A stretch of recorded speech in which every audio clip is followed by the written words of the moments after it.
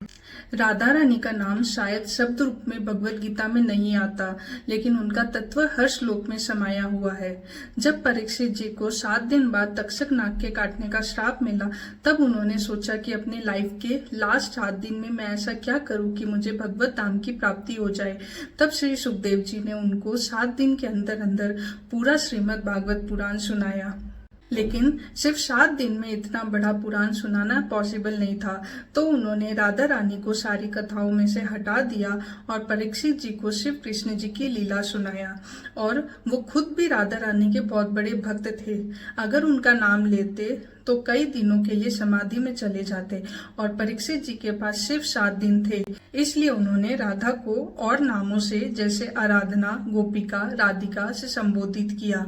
कृष्ण और राधा 2 शरीर नहीं, एक ही आत्मा के 2 रूप हैं। इसलिए जब भागवतम कृष्ण के दिव्य प्रेम की बात करती है तो राधा स्वतः ही उसमें समाहित हो जाती है, क्योंकि राधा के बिना कृष्ण का माधुर्य अधूरा है। ब्रह्म वैवर्त पुराण, पद्म पुराण और गर्ग संहिता जैसे ग्रंथों में श्री राधा रानी का नाम, स्वरूप और दिव्य प्रेम विस्तार से वर्णित है।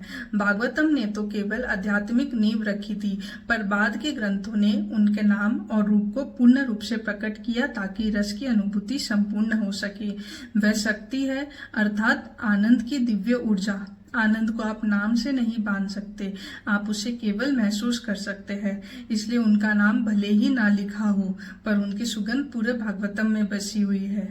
अब आप बताइए, आपके लिए राधा रानी क्या है? राधे राधे।